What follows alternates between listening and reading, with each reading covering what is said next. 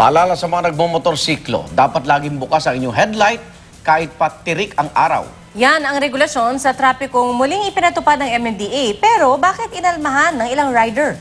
Saksi si Mark Salazar. Binuhay ng MMDA ang matagal nang nabaong traffic rule.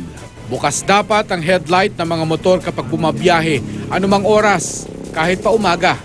Ang lalabag magmumulta ng 150 pesos. Pag-start nyo ng motor po, ng motorcycle po, kailangan po naka-headlight na tayo. Unang-una po para sa safety natin yan, para pag yung mga sa kotse, nag-glimpse sila sa side mirror nila, makikita po na naka-headlight kayo. So hindi po sila mag-alop.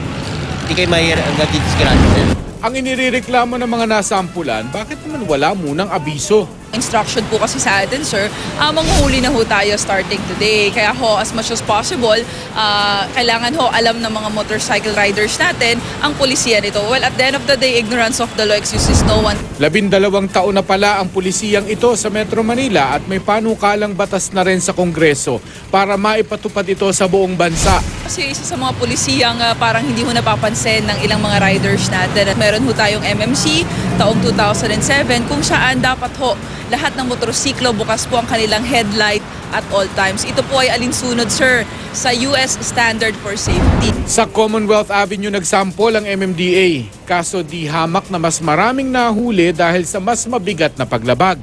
Wala na ngang headlight mismo, kolorum pa ang mga motor na ginawang kuliglig.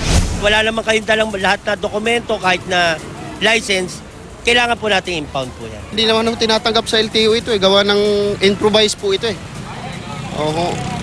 At saka yung chassis po nabibili lang namin sa junk shop. Sa Lunes, ipaparamdam daw ulit ng MMDA ang paghihigpit sa tamang paggamit ng headlight sa mga motor. Ako si Mark Salazar, ang inyong saksi.